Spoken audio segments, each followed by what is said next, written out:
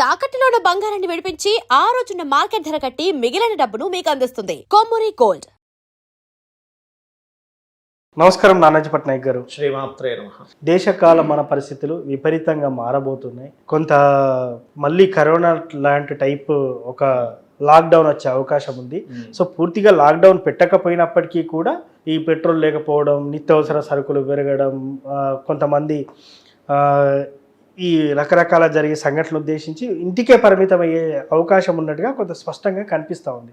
మరి దేశకాల మన పరిస్థితుల ప్రకారం ఇంకేమన్నా విపత్తులు వచ్చే అవకాశం ఉందా? జనాలు ఏమన్నా అనారోగ్య సమస్యలకు గురయ్యే అవకాశం ఉందా? కొన్ని నీటి సంబంధిత కూడా వ్యాధులు కూడా రాబోతున్నాయని చెప్తున్నారు.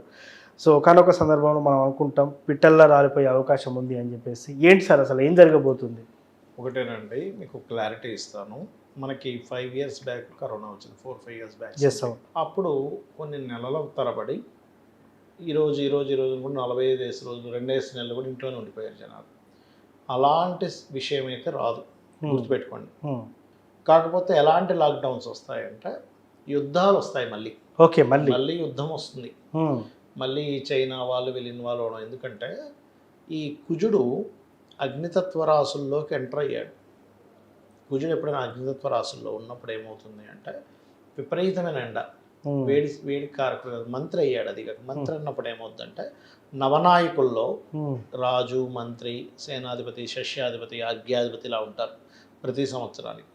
ఈ సంవత్సరానికి కుజుడు మంత్రి అయినందుకు ప్రతి దేశం యొక్క నాయకుడి యొక్క ఆలోచనలు ఎలా ఉంటాయంటే బాంబు వేసేద్దాం, యుద్ధంలో దిగుదాం, అంటే చర్చించుకొని మాట్లాడుకొని మనం క్లియర్ చేసుకుందాం అనేటువంటిది ఉండదు.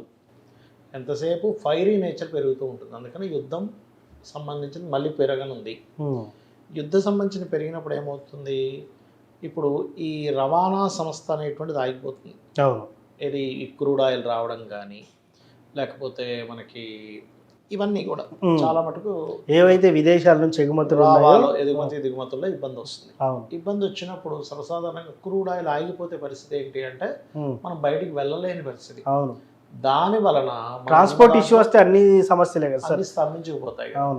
దాని వలన రవాణా సంబంధించిన స్తంభించనుంది. చెప్పాలంటే ఒక మొక్కలో చెప్పాలంటే రవాణా సంబంధించింది ఒక 4-5 నెలలు ఖచ్చితంగా స్తంభించనుంది.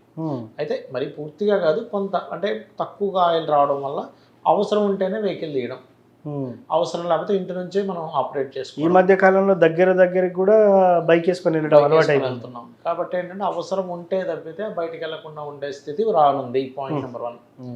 రెండవది ఈ గ్యాస్ సంబంధించినటువంటిది కానీ ఇప్పటికే ఆల్రెడీ కమర్షియల్ వాటికి ఇబ్బంది వస్తుంది. అవును. ఇంకోటి నీటి మూలంగా వచ్చే వైరస్లు రానున్నాయి. వాటర్ మూలంగా. ఎందుకంటే జలరాశుల్లోకి గురు సంచారం.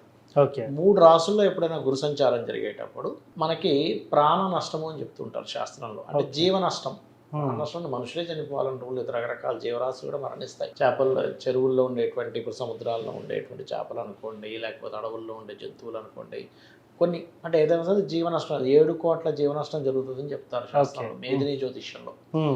అంత మాత్రం నుంచి అందరూ మనుషులే చచ్చిపోవాలని రూల్ ఏం లేదు. కాకపోతే జీవరాశి నష్టం జరుగుతుందని చెప్తారు. 3 రాసులు కనుక గురువు మారితే. కాబట్టి కొంచెం ఈ వైరస్ల వల్ల ఇబ్బంది ఉంది.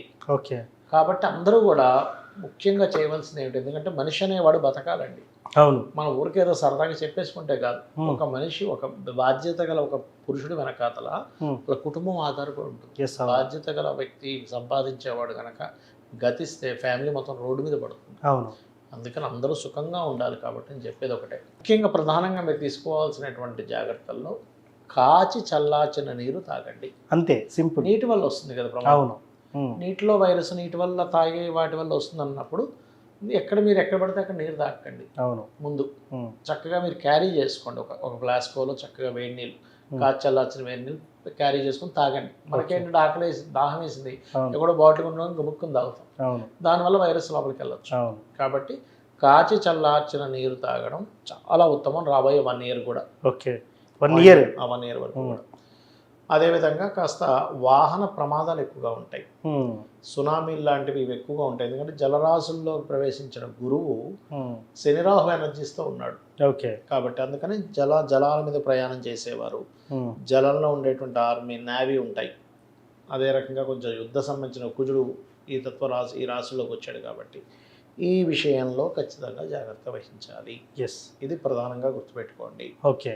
ఇక మరొక విషయం ఏంటంటే ఈ ఎండలు, ఇప్పుడు మనకి చూడండి ఎంత ఎండ ఉంటుందో అంత వర్షం పడుతూ ఉంటుందో పక్క మళ్ళీ తీవ్రమైన ఎండలు, తీవ్రమైన వర్షం. ఎందుకంటే జలరాశుల్లోకి వెళ్ళిన గురువు అగ్నితత్వ రాశిలో ఉండేటువంటి కుజుడు. కాబట్టి కాస్త ఎక్కువ స్ట్రోక్, అంటే మనకి ఎండ వల్ల స్ట్రోక్ తగులుతుంది, ఇట్లాంటి ఇవి ఉన్నటువంటి వారు కొంత జాగ్రత్తగా ఉండాలి. ఏంటి సార్ ఇప్పుడు మొత్తానికి జూన్లో చల్లదనం ఉంటుందా, హీట్ ఎక్కువగా ఉంటుందా? రెండూ ఉంటాయి. ఓ వైపు వర్షం పడుకుంటూ ఎండ ఉండటం, అవునండి. దాని తర్వాత నైట్ విపరీతంగా స్వెట్ రావడం. సో ఎండ వాన రెండు కలిసి ఉంటాయి. ఏంటి అంటే ఇప్పుడు జూన్ వచ్చేసరికి ఇంకా స్టార్ట్ అవుతుంది వర్షాకాలం అని చెప్తా అవునండి, ఉంటారు. కానీ ఇప్పుడు చూసుకున్నట్టయితే విపరీతమైన వర్షాలు ఉంటాయండి. ఉంటాయి. ఎందుకంటే జూన్ 2కి మనకి గురువు మిథున రాశి నుంచి కర్కాటక రాశిలోకి వెళ్తున్నాడు. వెళ్తున్నందుకేంటి, వర్షపాతం విపరీతంగా పెరగాలి. ఎస్. అది మీరు వినే ఉంటారు, మనకి ఒకప్పుడు 2 తాటి చెట్లంత నీరు దివిసీమ ఉప్పెన అంటారు. అవును. అలాంటి ఉప్పెనలు వచ్చే ఛాన్స్ ఎక్కువగా ఉంది. అందుకని ఈ సముద్రాలు, ఈ నదీ ప్రవాహం ఎక్కువ ఉండేటువంటి ప్రదేశాలకు దగ్గరగా ఉండేవారు కాస్త అలర్ట్గా ఉండాలి. అంటే ఏమాత్రం నీరు పెరుగుతుందంటే అక్కడ నుంచి మారేటట్టుగా, ఇప్పుడు సడన్గా వాటర్ వచ్చేసింది అనుకోండి, ఇంట్లో సామాన్లు ఎక్కడేంటో అర్థం కాదు. కాబట్టి నా యొక్క విన్నపం ఏంటంటే రాబోయే 1 year కూడా సముద్రాలకి, నదులకి, మనకి లాస్ట్ టైం చూడండి విజయవాడలో ఆ నీరుకి మొత్తం ఎలా అయిపోయిందండి, అసలు బస్ స్టాండే మునిగిపోయింది సార్. మునిగిపోయింది. కాబట్టి ఇలాగా నదులకు దగ్గరగా ఉండేవాళ్ళు, సముద్రానికి దగ్గరగా ఉండేవాళ్ళు, లోగత్తు ప్రాంతాల్లో ఉండేటువంటి వారు ఖచ్చితంగా 100% జాగ్రత్తగా ఉండవలసినటువంటి సమయం నడుస్తుంది. ఎస్. కాబట్టి చాలా కేర్గా ఉండండి అని నేను చెప్తున్నాను. ఎందుకంటే గ్రహస్థితులు అలా ఉన్నాయి, ఎవరు పాడైపోవాలని, అందరూ బాగుండాలనే ఉద్దేశంతో ఉంది. ముందస్తు సూచనాభిప్రాయంగా మనం చెప్తున్నాం సార్, పాటిస్తే బాగుంటారు, లేకపోతే వాళ్ళు ఇష్టం. ఏమీ లేదండి, ఇక్కడ చాలా సింపుల్. మీరు గబుక్కుని ఇప్పుడు విలువైన వస్తువులన్నీ కొంచెం పైన పెట్టుకొని, విలువైన వస్తువులు ఏదైనా కొంచెం వర్షపాతం ఎక్కువగా ఉంది, ఇక్కడ రోగొత్తుగా వాటర్ వస్తాయన్నప్పుడు పక్కన పట్టుకొని వెళ్ళిపోయేలాగా ఉంటాయి. అంతే కదా. అవన్నీ కొంచెం పైన పెట్టుకొని అలర్ట్గా ఉంటే అయిపోయింది కదా. దీనివల్ల వచ్చింది అనుకోండి, తొందరగా మీరు వెళ్ళి కాపాడుకోగలుగుతారు. రాలేదనుకోండి, హ్యాపీయే కదా. కానీ వచ్చే ఛాన్సెస్ ఎక్కువ ఉన్నాయంటున్నా నేను, వస్తుందని చెప్తున్నా. Yes sir. ఇంకోటి నాకు చిన్న డౌట్, జ్యోతిష శాస్త్రపరంగా ఇట్లాంటి విపత్తులు వస్తాయి, ఇలా అనర్థాలు జరుగుతాయని ఎలా తెలుస్తాయి? అంటే ఇట్లా గ్రహాలు మార్పు వల్లనే దాన్ని మీరు లెక్కిస్తారా, ఎలా అంటారు? పరాశర సంహిత అని ఉంటుందండి, సంహితాస్ ఉంటాయి దీనికి. ఓకే. మనకి జన్మజాతకం, ఒక మనిషి యొక్క జాతకం ఎలా చెప్తామో, దేశకాల పరిస్థితులకి మనం కూర్మచక్రం ఒకసారి వేసాం. అవునండి. కూర్మచక్రము, సర్వతోభాద్ర చక్రము, రాశి చక్రం 3 తీసుకొని ఏ గ్రహం ఏ నక్షత్రానికి వెద కలిగిస్తుంది, దానికి ఏ దేశాలకు సంబంధము. అదేవిధంగా ఈ సంవత్సరం నవనాయకుల్లో రాజు, మంత్రి, షష్యాధిపతి, అర్ఘ్యాధిపతి ఇలా ఎవరెవరు అయ్యారు, వాళ్ళు ఏ స్థితుల్లో ఉన్నారు, ఏ కలయికల్లో ఉన్నారు, తద్వారా మీకు కలిగేటువంటి ఫలితాలు ఏమిటి అనే విషయాలు చెప్తుంటుంది. ఎస్. సో దాని సంహిత ఆధారంగా, సంహితాస్లో చాలా విషయాలు ఉంటాయండి. ఒక చెట్టుని బట్టి ఈ చెట్టు ఇక్కడ ఉందంటే ఇక్కడ నీరు పడతాయని ఉంటుంది అందులో. అవును. అట్లా అనమాట. ఎస్.